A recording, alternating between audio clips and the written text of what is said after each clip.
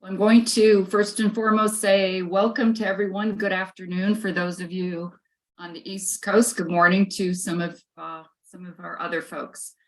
We're going to get started right on time. We have a presenter, Jeff Weiss, who has a lot to share with us today, and I don't want us to run out of time. We will be handling questions and comments through chat. So please post those as they come into your brain to ask Jeff a question or two or make a comment. So I think that's the only housekeeping item in terms of the program and the presentation. Again, like to welcome everyone. And with that, I'm going to introduce our very esteemed speaker today. His name is Jeff Weiss. Jeff is president and CEO. No, it is not the chief evangelist officer, but the chief evangelist officer of Age of Majority, a research-driven marketing consultancy that identifies incremental revenue opportunities by uncovering unmet needs that help brands and organizations become more age desirable. He's the last of the baby boomers with over 30 years of marketing experience on both the client and agency sides of the business. Over the years, Jeff has witnessed dramatic changes of the aging population. In his experience of working for and with major brands, including Pepsi, Gillette, Dannon, KitchenAid, and Unilever, he understands why corporations are missing the boat on the over 55 crowd, and he knows what's necessary to take advantage of this largest and very fast-growing segment in business. So before we close out his bio, I'm just going to ask Jeff kind of an interview question. Jeff, what made you want to go in this direction after a 30-year career in business doing a variety of marketing type things? Well, Christina, I'll answer that, but thank you so much for having me. I'm very excited to be here. And to answer your question, yeah, I've spent my life in kind of marketing and general business. And I did my MBA back in 1991, so over 30 years ago, and I needed kind of a research paper. And coincidentally, but I guess kind of what initially kicked off my interest in this area, I had to do a research paper, and the title of it was The Opportunity to Market to Senior Citizens. And that was over 30 years ago. So interestingly enough, the numbers were there 30 years ago, and they're even there more so now. And that kind of kicked it off. And then in my marketing career, and I was kind of, I call it on the brand side and the client side, then I've been on the agency side of things for over 25 years. I just wouldn't see a creative brief, a research brief, or media buying, anything that went beyond anyone over 55. And it's like, as I turned 55 a few years ago, it's like nothing changes when that birthday happens. I feel great and younger than ever in many cases. And it's just from a marketing and business point of view, this group is largely ignored or stereotyped. And it was just, there's opportunities, and that's kind of what kicked it off. Okay, terrific. All right. So welcome, everyone. It's nice to see some familiar names. So great to have you join us today. And for the next, 45, 50 minutes or so, I'm going to take you on a journey, and it's going to be fun and entertaining and insightful. So, and if you want to have your lunch, fine. Just kind of, I'm not going to be looking at anyone's videos. So enjoy. And as Christine said, any questions, please put them in the chat and we'll try to get to those. So off we go. Just want to talk just really high level first about kind of life expectancy. And interestingly enough, these are global numbers, or these are US numbers actually. In the year global numbers, because the US wasn't around. In the year 1000, the average life expectancy at birth was 25 years, right? Not surprising given what was happening there. And it took almost 1,000 years to double that. So 1900 was 47. So still fairly low. And then lo and behold, 100 years later, it went up to 78, right? And people are living longer, healthier lives. And the average is close to 79. I actually think it went down a little bit due to COVID. but kind of that's around where we're at now, and it's going to, continue to rise. And I saw a number the other day that by the year 2100, that almost a third of the population is going to be 65 and older, right? So it's incredible. But for this chart, you've got another 30 years or so of time that people didn't have 100 years ago, which is about 250,000 hours of time. So what are people going to do with their time? And from a business point of view, what are they going to do with their money? And then I'm sure you've seen kind of distribution charts like this, where it used to be kind of, this is 1982, kind of the population in the US, very pear-shaped, right? And that was all driven by, the baby boomers coming up. And as we look another 20 years from now, more like a traditional kind of office tower building, and the distribution is very much more, more equal across age groups. And as I said, the population continues to get older. So we're talking about older adults. A lot of people say, oh, like, what does an older adult look like? And you ask most people, and they're kind of think about, this kind of guy here, right? Who, is in his rocking chair. He's probably having his afternoon nap, doesn't have a lot going on in life. And from a societal point of view, this is what a lot of people think of when they think about older adults or when they think about senior citizens. We call this kind of person a traditionalist, and based on the research we've done, represent about 25% of all adults 55 and older. So we call them traditionalists, much more of what society thinks of older people. From my point of view, the group that we focused on are we call active agers. These are folks who are 55 and older, mentally, physically, socially, and digitally active. On the screen here, you see a bunch of famous people here who are all active agers. Jane Fonda in the bottom corner, who's in her late 80s, I believe now, and pre-COVID was getting arrested every second Friday, I think, in Washington for protesting and boycotting.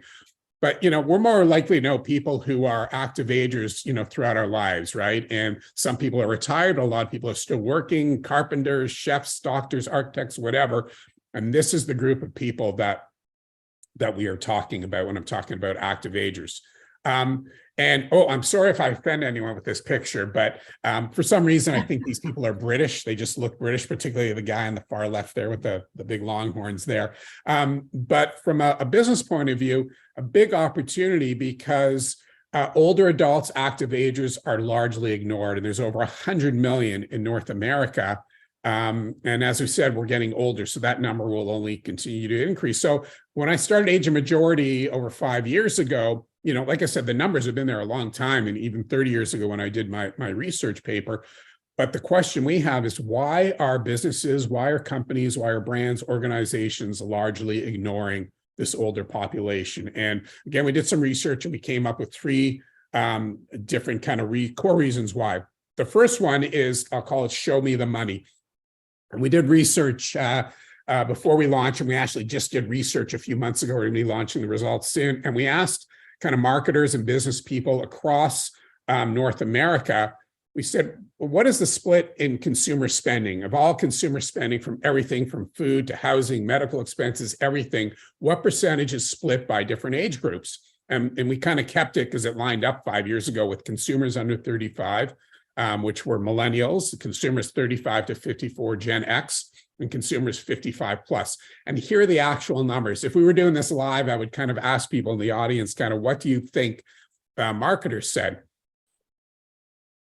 Marketers, business people believe that, in this case, millennials account for almost 40% of all consumer spending, so twice as much as their actual spending, which means that when you look at the spending with the older age groups, the older adults, obviously much less. So that 38%, doesn't totally surprise me. What surprises me now is that when we just did our new research a couple months ago, we threw Gen Z in there. So these are people 25 and younger. And the responses, we had almost 1,000 responses, and they believe that Gen Z under 25 account for 24% of all consumer spending. The actual number is less than 3%. And it kills me, because it's like, these people should know better. This is their business, and they should know better. They should know, where the money is and who's spending it, but this belief that, oh, we're going to target Gen Z, we're going to get them now, they have money now, we're going to get them for lifelong, as customers for us throughout their lives. It's not going to happen because they're more finicky than other age groups. So the first reason is that business people, marketers, don't know where the money is.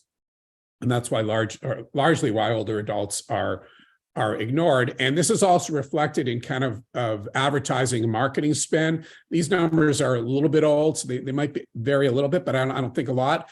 Nielsen estimates that marketers use only 1 out of 10 advertising dollars to target 55 plus. So when you go back to the previous slide, and 55 and older now account for about 41% of all consumer spending, yet marketers are only spending 10% of their marketing dollars against it is crazy. When you go back to if you go younger, 50 plus, it's over half of all consumer spending is there, and the money just isn't being targeted. So there's this real inequation of where the dollars are being focused by marketers.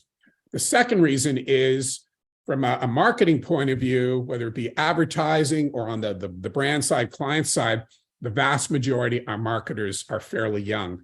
To be in your 40s is like being a dinosaur. In your 50s, marketing executives, I think it's like 6 or 7% of all marketers are 50 and older. And the research that I've seen, the two areas where ageism comes into place most in the workforce is in marketing world and in technology. So you've got these young marketers, God love them, who are trying to do great stuff. And when they think about marketing to older adults, they think about marketing to their parents or their grandparents, like, oh, I don't want to market to my grandparents. They're not hip. They're not cool. I only want to do hip, cool stuff. I only want to do digital stuff. And you know what? Old people aren't on digital and blah, blah, blah. So all these stereotypes come into play. And so you've got a lot of marketers who just don't want to market to older adults. And I call this FOMO. And it's not fear of missing out. Well, that's what FOMO means for most people. But for me, it's fear of marketing older. And what'll happen is I'll go through kind of the presentation I'm doing today with business people, and then they'll throw out all the objections. What about this? What about this? And I'm going to get into the myths in a moment. And I go through, and it's like, okay, and here are the numbers. Here's the size of opportunity. It's like, okay, why don't we test something? Why don't we take some of that money you're spending against younger consumers, and let's put it against older adults who are being ignored and stereotyped.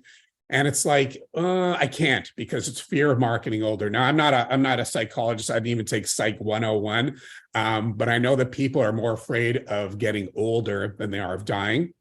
And I think from a marketing point of view, it's kind of similar. A lot of people who I don't want to go to the doctor because I don't want to find out if there's anything wrong with me. With marketers, it's like, I think they don't even want to think about marketing to older people because it makes them think about them getting older and they don't want to go there. So I call that FOMO, fear of marketing older.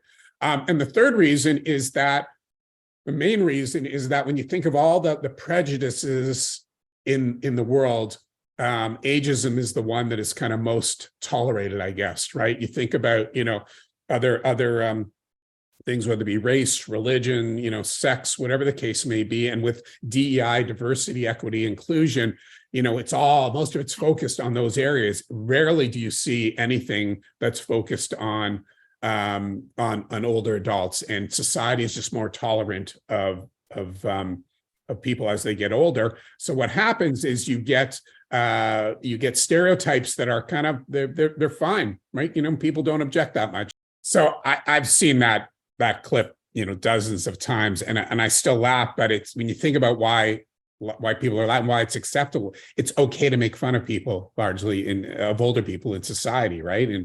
And comments that are made a lot of times in language is so important. But comments are made, for example, that are given as compliments, but they're actually ageist. So it's like, you look great for your age, which is one of the myths we'll get into now. It's like, well, you're saying I'm old, but I look good compared to what you think I should look like for my age. So the third reason is why kind of businesses, marketers tend to ignore older adults or stereotype them is because of all the myths and stereotypes that are in society. They're still largely accepted. So we're going to move on to kind of the meat of my presentation, which we call the dirty dozen myths of aging consumers. We've got 12 myths here and stereotypes. We've given each one a name. I'll explain what it is. And then I'll tell you why it's not true. And then I'll give you usually a video example, some other examples of kind of brands that are kind of, are trying to break those myths and stereotypes. So the first one we'll start with, it's called 1 foot in the grave. That's this belief that getting old is really depressing. There isn't much to live for. And, you think about kind of the stages of people used to go through in life. It used to be kind of, you're born and until you're 20, you're kind of growing up. And then from 20 to 65, you got married, you had a family, it was career, a lot of house, all that kind of stuff. And then you hit 65 and you kind of waited to die, and life expectancy was younger, very different now. And the reality is that people are happiest between the ages of 65 to 79. And there's a bunch of reasons for that, but there's actually been a bunch of studies that have been done on happiness. And there's something called the U curve of happiness. And it shows when from kind of birth all the way through to death, when are people's happiest? And it's a U curve because people are really happy when they're really young. Because you think about it, you're a kid, you're growing up, you don't have a lot to worry about other than, what are you going to have for dinner or lunch that day? And then as you get older, kind of things happen, you go to school, you graduate, as I talked about, you kind of get married. This is in general, you have kids, you have a family, you've got a house, you got a mortgage, you got a job, maybe you don't like that job, you've got aging parents, blah, blah, blah. And people are least happiest when they're 48 or 49 years old, right? So I'm glad I'm over that hump. For anyone on the call who's not there, good luck to you. But what happens when you hit that is that a lot of those kind of stresses and worries and things start to disappear and your happiness level goes up. And there's a bunch of reasons for that. You care less about what people think. You only do the stuff you want to do. You say no to stuff you don't want to do, yes to things you want to do. So a whole bunch of things that contribute to that. But society thinks that as you get older, life gets more depressing. This was I believe this was the New York subway years ago, Postmates, which was kind of a dessert delivery. I think Uber bought them. Someone bought them, I can't remember, a few years ago. When you want a whole cake to yourself because you're turning 30, which is basically 50, which is basically dead dessert, we get it. Not only are they being prejudicial against people 50 and older, it's like 30 and older. It's like, really? They were forced to take this down kind of within a day or so of putting it up. But I want to show you a spot here for Sun Life Insurance that I think when you think about most insurance ads, usually it's a older couple in their 60s walking on the beach, walking in the woods. Sun's coming up, the sun's going down. There's a golden retriever with them, and life is beautiful. Or they're on a boat sailing around the world, whatever. Not very realistic, and I think this ad is much more realistic.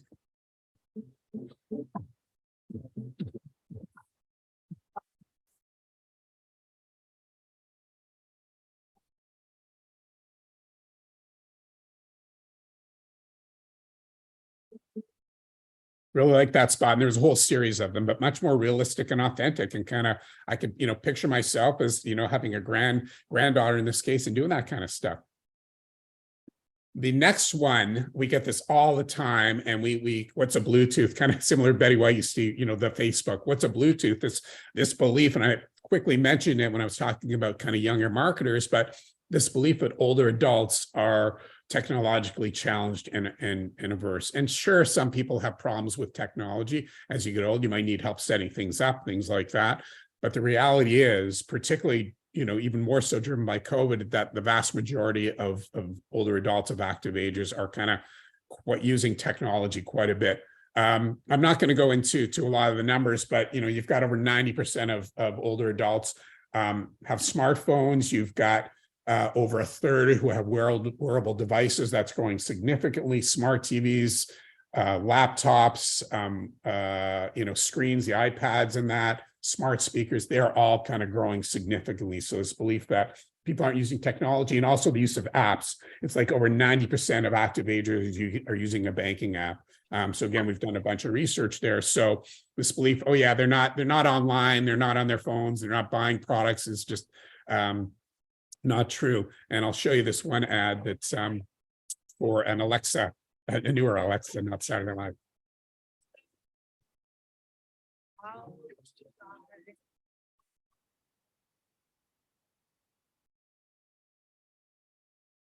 Alexa, play our favorite song again. Okay.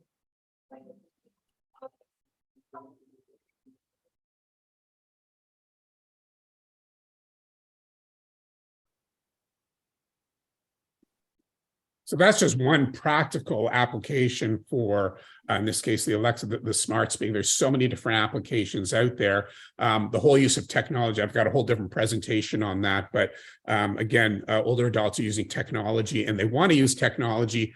However, they don't want to use technology just for technology's sake. They want to use technology for practical purposes. And anyone can kind of help them use technology easier and integrate it in their lives can be successful. Jeff, I think we've had a couple of people make mention in the chat that we're having trouble with the audio on the video clips. Okay. I'm not sure. I can turn up my volume, but I'm not sure how to deal with that. I'm sorry. Okay. Yeah, I'm not sure what the issue is. Maybe they should, I don't know if they turn up their volume. I'm not sure. I haven't had that problem before. Okay. The next myth we call you can't teach an old dog new trick. And this is belief, whether you're talking about kind of being loyal to different brands and products they use or not wanting to try new things, they're kind of stuck in their ways, just not true. And again, we've done a bunch of research on this. And, you know, over half of active agers, they want to try new things, new products, new services, new experiences. And it's kind of a new chapter in their life, and they want to be productive. They want to kind of do new things that launching off what they already do. This is me when I turned 55. One of the things I've always wanted to do was skydive, but for different reasons didn't do when I was younger. And my wife and son got me a skydiving, a jump, and my son, God love him, did it with me. The most exhilarating thing I've ever done, and something I wouldn't have done as a younger person. And then we've got here the fastest growing activity in North America, pickleball, which was, you know, kind of only a couple of years ago was for older people. And then COVID hit, and people started playing on their driveways and stuff like that. And now, I don't know, there's like 30 million or people or something now. And you've got courts either popping up, new ones all over the place, or they're converting tennis courts, either full-time or part-time, into pickleball courts, and being played by people of all ages. You know, it wasn't that long ago, Vanity Fair did a piece on Leonardo DiCaprio, the Kardashians putting in courts in their homes in Los Angeles and Hollywood, right? And a bunch of reasons why it's so popular. So definitely you've got a lot of active agers who are playing this, and it's a great social activity, and it's easy to pick up and it's cheap to play. I want to show you the spot that when it talks about kind of new things, this is for electric cars. And I love this spot and the woman here, and just watch for some of the little things that happen during the ad. Everyone's made choices they regret. I made before. Let go of you.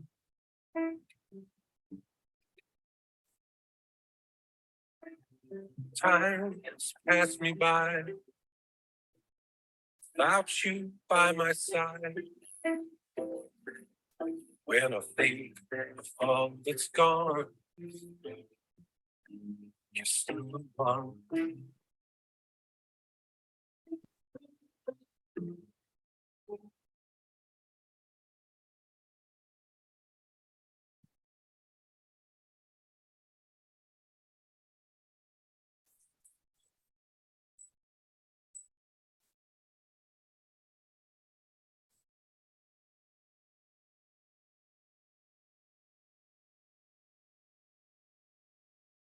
I love that spot. When you think about, you know, ads you see on TV, particularly for new cars, most of them are focused on kind of people in their 20s and 30s. But, you know, I don't have the stats in front of me, but when you look at who's buying new cars, particularly higher end luxury vehicles, it's active agers, yet very few brands go after them. And a great example of kind of, you know, don't make assumptions on who's buying those things based on age. Talked about this before in terms of kind of where's the money, and I call this don't forget my senior discount. And again, consumers, active agers, or all consumers 55 and older control not only over 40% of all spending, but 70% of wealth. There's been this whole discussion, you know, that discussion, just all the stuff about kind of the transfer of wealth. Yet a lot of businesses just don't recognize this. And I want to show you a spot here, which I like the first 25 seconds of it or so, and I'll tell you why. But then it kind of kills me the way they end. We know there are countless reasons to go for coffee. Sometimes meeting new people is one of them. That's why seniors save 20% on any size premium roast coffee and tea every day with McCafe. So I like that spot for a couple of reasons. One is that it shows this older couple, they're obviously looking for either friendship, a new relationship or whatever, and they're using technology to kind of make that happen. Secondly, I think McDonald's is a great place to meet, right? Like it's like really safe and it's great and it's all good. But for McDonald's to say, hey, come to McDonald's and you're going to save, you know, what, 20, 30 cents for a cup of coffee. It's a reason to come there. I don't think so. But again, it's the senior discount, a belief that, you know, it's going to drive people.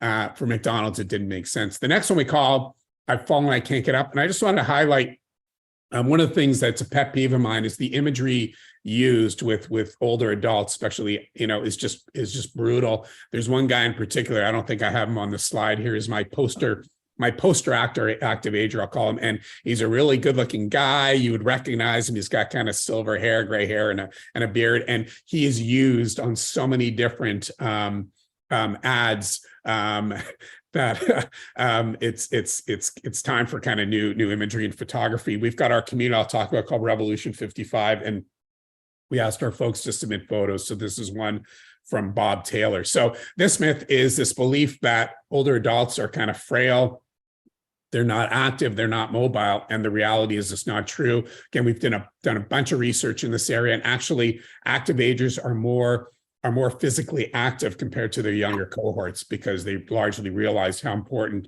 their physical health is as they get older. Plus, a lot of them have a lot more time to focus on that. This woman here, I love her. I love her outfit. I wish I could wear something like that. And I wish I could do this. I can't do this. I don't know how old she is, but I just love it. But I want to show you a spot here. And this is a real person. She is still alive. Sister Madonna Buter. This is a spot from Nike.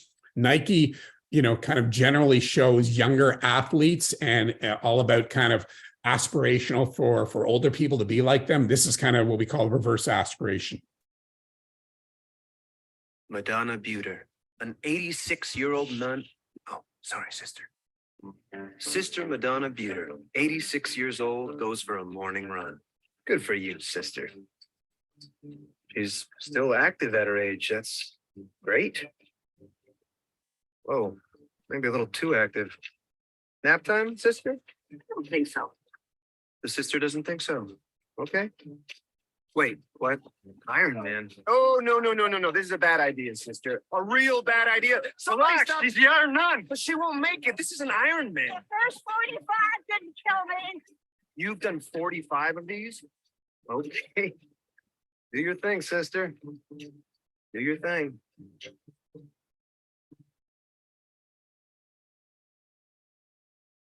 Great spot. If you're interested, check her out. There's lots of stuff on her. And it kind of, it's funny because I consider myself to be pretty active and in good shape, but I look at someone like her and I look at a lot of my friends who are into triathlon, some of them at Ironman competitions. And it's like, whoa, these people are definitely not slowing down as they get older. I talked about this next myth a little bit. You look great for your age. And this is a belief that as people get older, they don't care about how they look. Well, why would I care about how I'm getting older? It doesn't matter. But the reality is, and again, based on research that we've done, active agers are more likely to feel good about their appearance compared to 18 to 34-year-olds. They're just more comfortable with who they are. It's less about trying to look younger versus looking, feeling, and being the best you can be regardless of your age. And to me, it's not surprising, particularly with the rise of social media over the past, 10, 15 years, 20 years, where, taking selfies is so important. And all I have to do is go to events or restaurants or whatever. And, younger people generally are kind of more into that. So there's so much pressure to kind of look good. So no wonder they're kind of more likely not to feel good about their appearance. So the next spot I want to show you with I guess I still consider her as a supermodel. Well, I'll show you that in a second. Before I get to that, though, this is Allure magazine, a big fashion and beauty magazine in the UK. And a few years ago, they kind of put an end to the word anti-aging. So it's no longer can appear in their magazine, right? And you've got, obviously, Helen Mirren here. But I want to show you this next spot, which I think is a really good spot from a cosmetics company. Mature, advanced, middle-aged. Let's just say it. I am getting older. And what's wrong with that?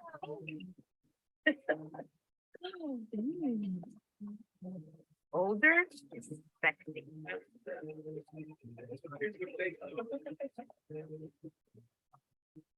Older is experienced.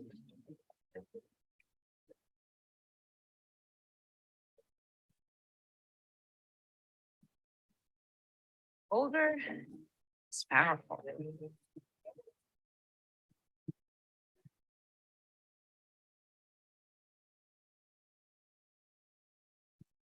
Or I'm getting older. Not the best ever fit. I love that spot, especially the part in the gym where the one girl gives you the look like, oh, you're killing me. That's Paulina Porskova, was a supermodel, and I believe the Chico's just hired her. She's come out with a book, but I think that does a great job of kind of, you know what, I am getting older, but I feel better than ever, and I look better than ever, and I'm quite happy with that.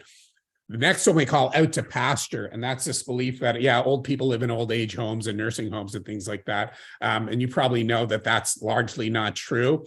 The vast majority of older adults, particularly active agers, do not live, they live independently, and the desire to live autonomously and independently just keeps on growing. If you're interested, we on our website, and I'll give you the details of that at the end, we just released a joint report with the International Council of Active Aging on the significant gap that exists between consumer perceptions and expectations compared to community offerings in senior living. Some really interesting stuff and huge gaps. So, but this belief in society, like as you get old, you're just kind of put in this old age home, and that's not true.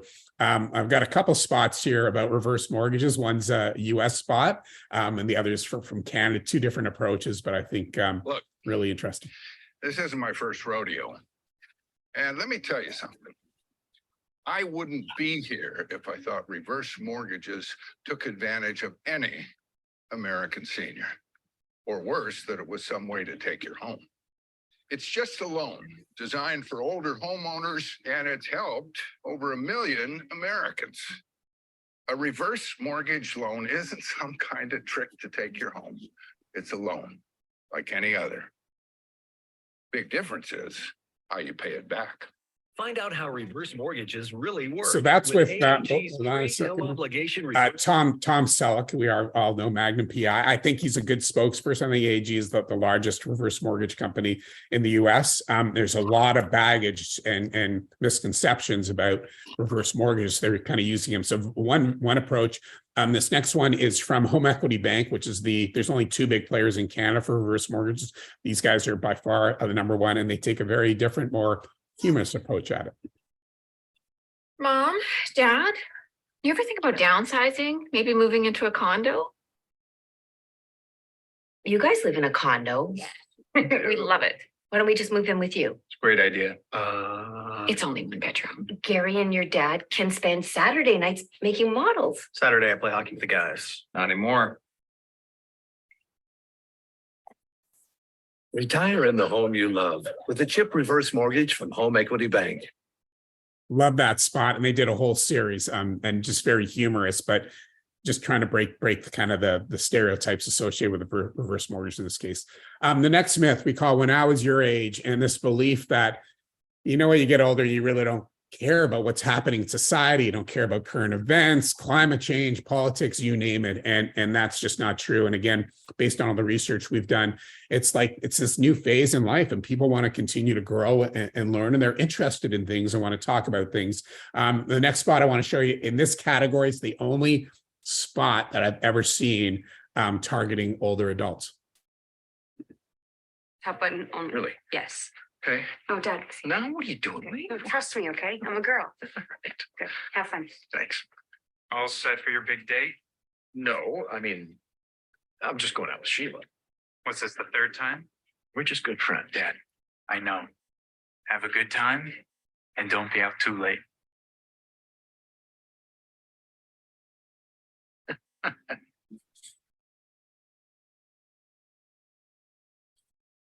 Love that spot and love the reference to the third date. And also it's just, and I've talked to folks at the two big companies that make condoms, and their focus is on younger adults, mainly because of pregnancy and preventing pregnancy. But rarely did they ever think about kind of older adults. And all you have to do is go to some of these communities. The Village is the one that I hear about the most. And there's been a bunch of stories written about some of the things that happen in the villages. It's quite interesting and entertaining. But as you get older, it's like, yeah, I'm not worried about getting, my partner who's in her 50s, 60s, 70s, whatever, pregnant. But in terms of sexually transmitted diseases, you have to be careful. So I think there's an opportunity for the condom companies to do a better job there.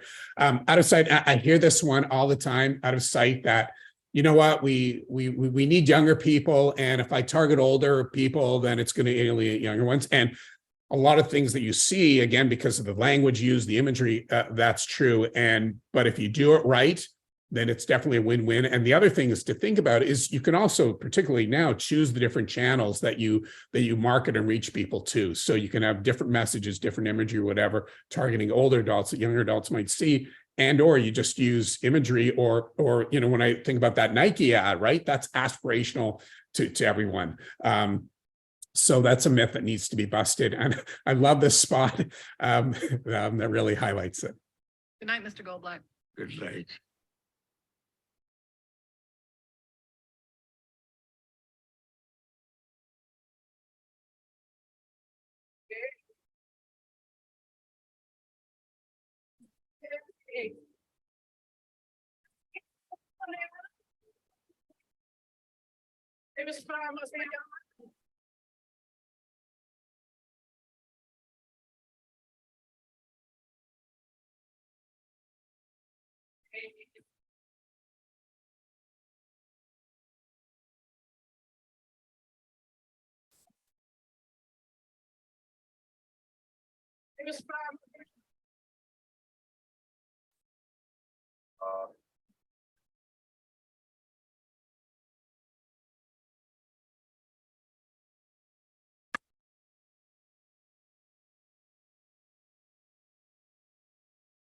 Now, I'm not suggesting that Taco Bell is targeting older adults. They might be, but for me, it's kind of using older adults who are kind of aspirational. They look cool, they're having fun, and older adults definitely want to have fun. So they're using that so the younger people see that, hey, that's pretty cool, and I'll go to Taco Bell because they're cool, and they go to Taco Bell.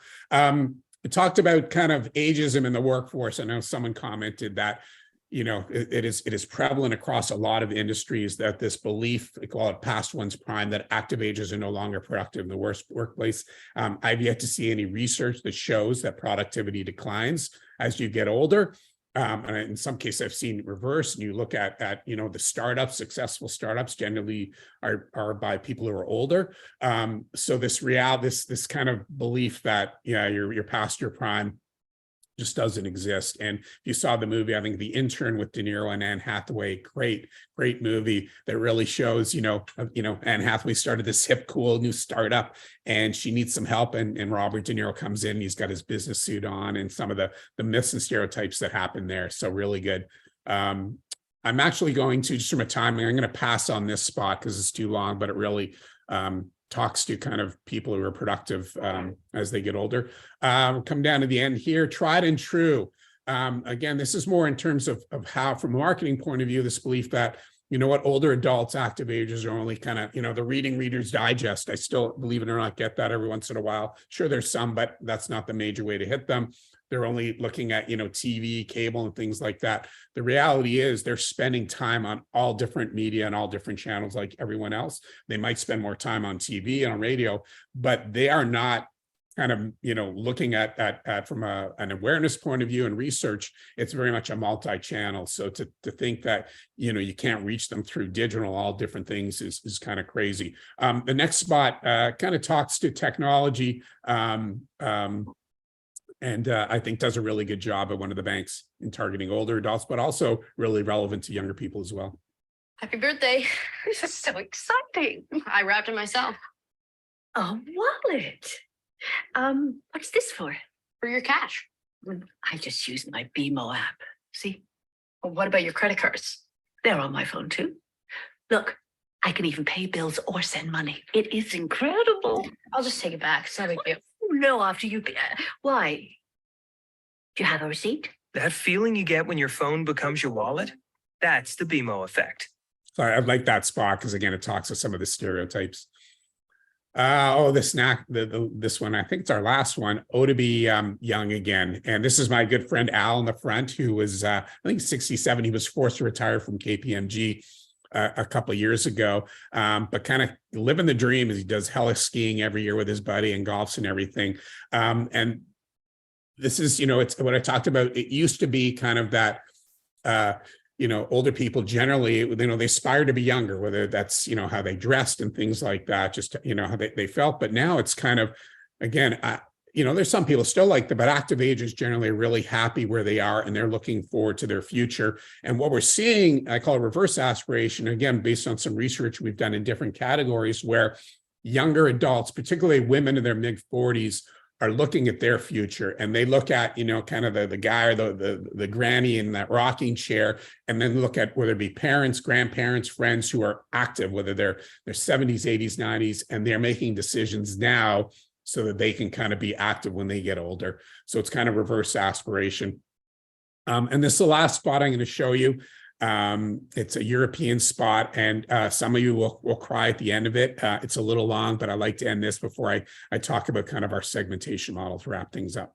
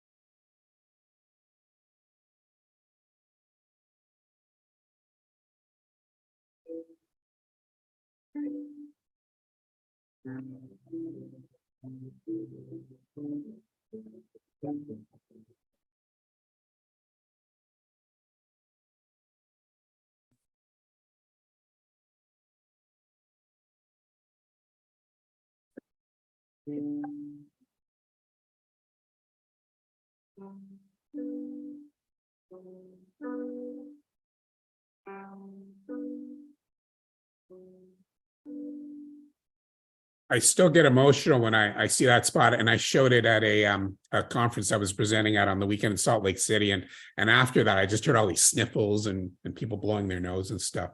It's a really powerful spot, and it really talks to kind of this older adults, active agers really understand how important their mental and physical health is, and because they want to continue to do things they want to do. And there's always kind of the why do I want to lose weight? Why do I want to get stronger? Why do I want to be in better shape? And for this man here was so that he could pick his granddaughter up the holidays for the tree. So pretty powerful stuff, but a really good insight into that.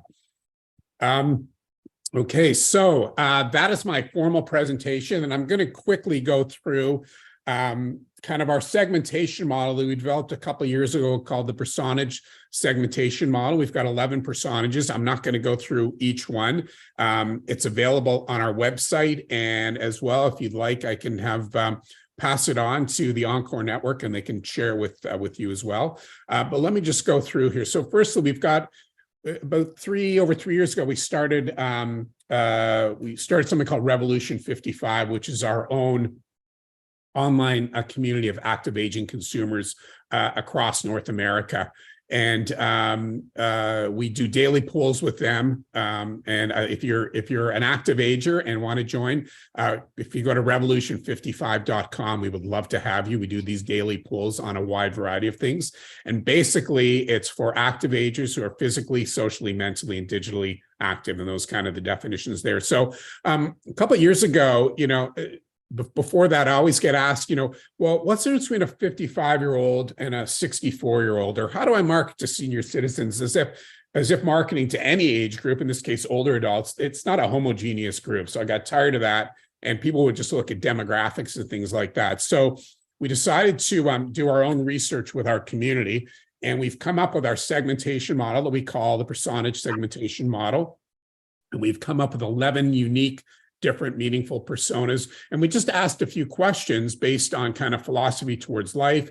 Health status is a big thing because over 40% of active agers are dealing with some type of challenges, whether aches and pains or more chronic disease and things like that. And just attitudes towards aging. And we've come up with 11 different personages that is much better from a business marketing point of view because it's more kind of lifestyle psychographic than the demographics. As I'll show you in a minute, there's demographic information under each one, but this really gets more to the mindsets of people. And it can be used from and I'll give you a couple examples coming up, just from in terms of the types of products and services that different groups might to look at. And then when we do research, we can look at kind of not only what active agers kind of think and feel about different products, services, opportunities, messages, and things like that, but you can break that out by different personages and segments. So you might have something where you can identify, for example, a couple of these segments where appeal levels are significantly higher, and then you can see the different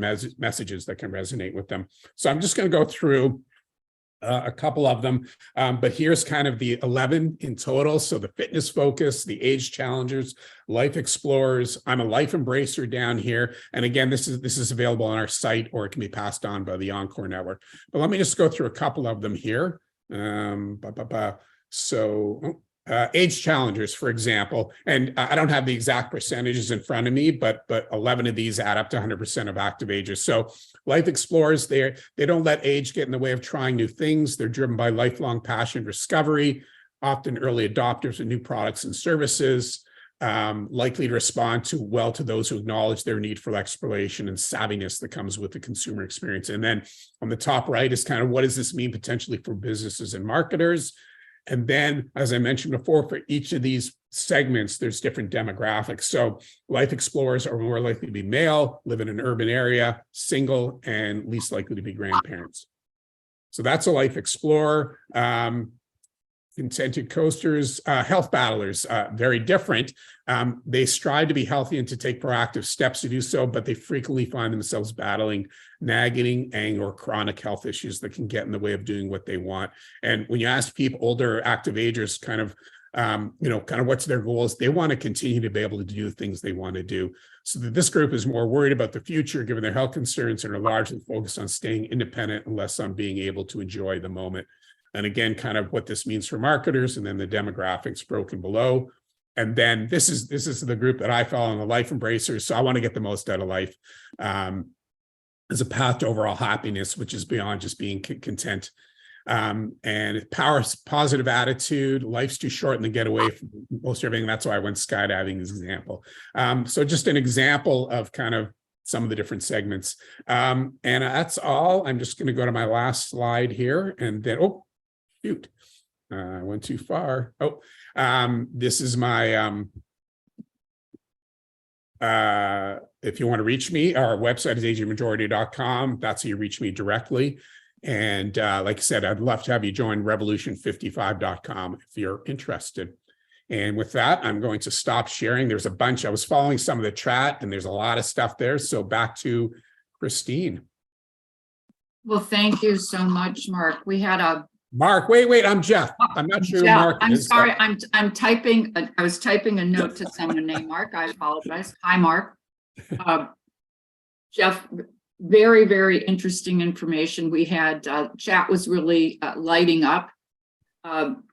I can summarize a couple of really interesting threads of topics, but I wonder if, before I do that, anyone has a general question that they want to throw out or comment that's really pertinent to what you just heard from Jeff today.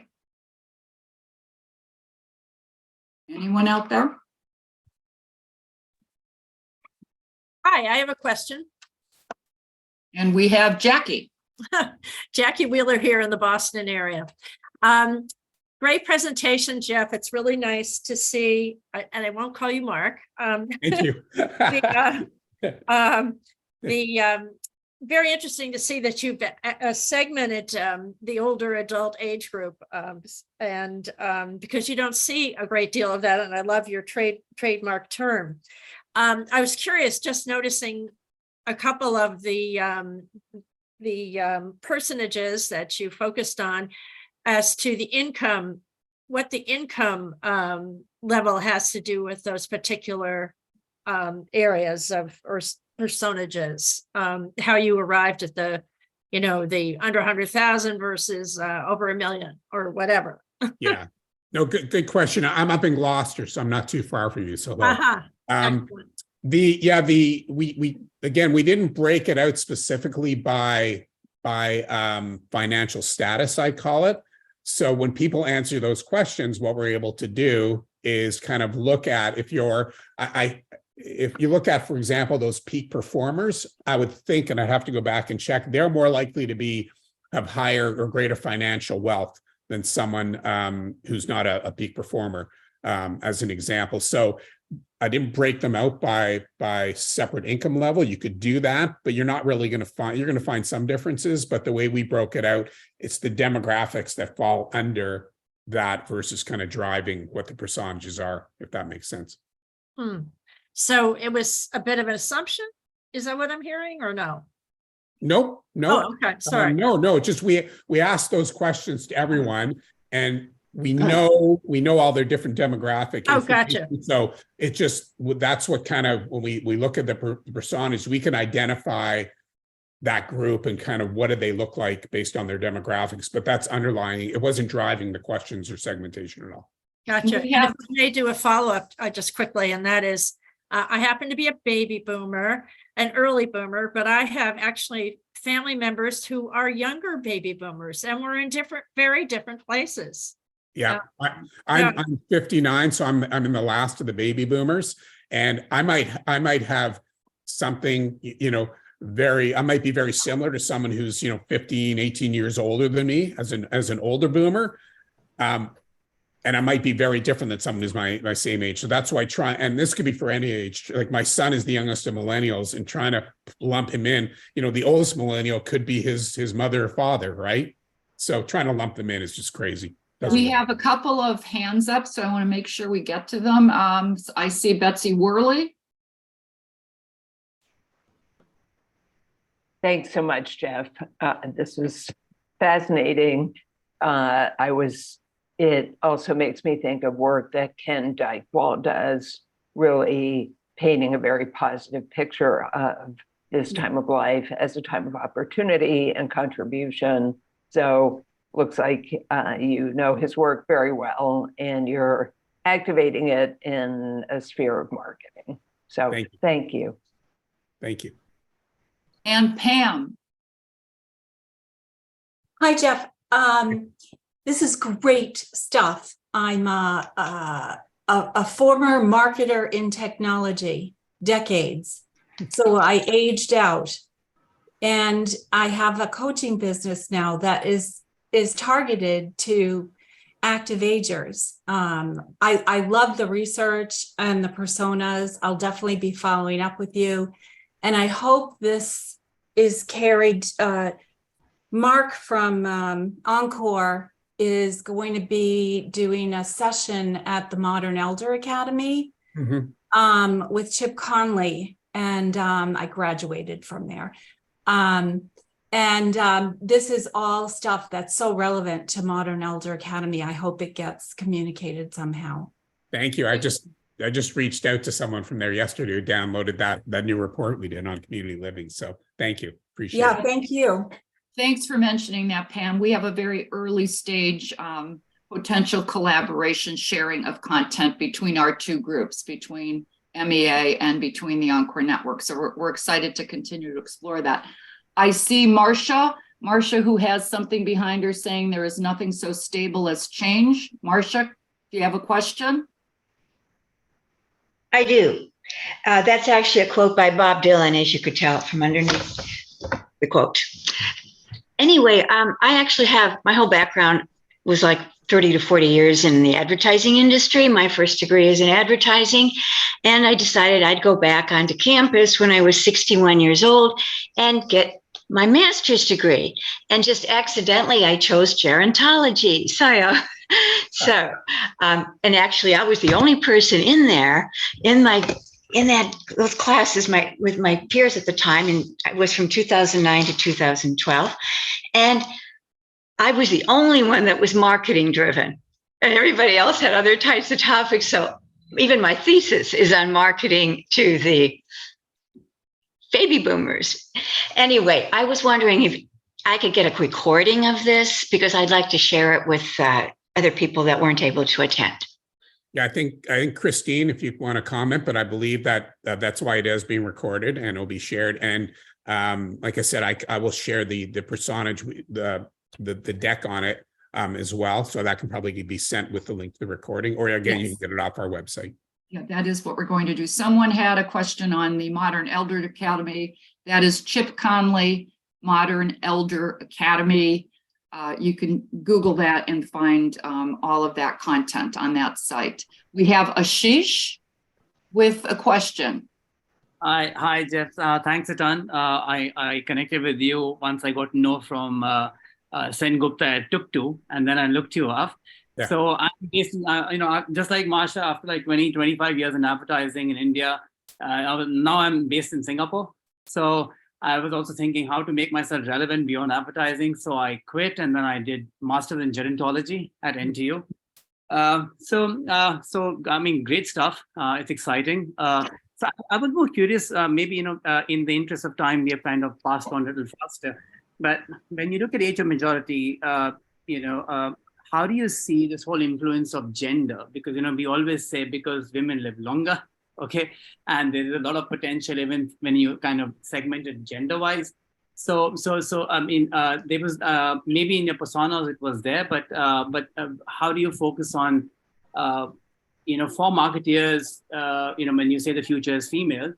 So is there some cut you also have that way Yeah, good question. And it really, whenever we do research, again, we look at by any demographic. A lot of time we'll see if and what the differences are between men and women. And it really varies by categories. We're all about finding, kind of uncovering unmet needs. And there are definitely probably, well, it depends on what it is, but there are definitely some unmet needs that are more relevant to women than men, for example. You look in the financial area, for example, you're talking about with someone today, like, because women generally outlive their partners. And a lot of women, it's like, just the way that it's been is they didn't handle the finances, right? And it's like there's this huge unmet need for these widows to get help. That's just one example. Buying new car, so it really varies by category, but we always look at that and break out based on gender as well. I want to be conscious of time. Jeff, Jeff did indicate that he could stay for a few minutes after the session. But I want to stick with our time and just make a couple of closing sort of wrap up comments. Thank you again, Jeff, for this presentation. I wanted to make a statement about July programming. We're actually going to go on hiatus for the month of July. August program is still TBD. We may actually be on hiatus for 2 months, given the difficulty of drawing people in those really heavy summer months, vacation months. So stay tuned for more on that. Certainly stay tuned for news on your respective affinity groups. Lots of really good programming coming up. Jeff, I think in closing, I will ask you a question. What can we all do? We're all in this age group from whatever end of the spectrum to the other. And how can we influence marketers, consumers? Doug Dixon, I believe, along with other people, made a good comment about there's so many young people that have infiltrated the ranks of agencies and focus group companies, so on and so forth. So they are heavily influencing the messages that we all see, hear, read. What can we do as a consumer block?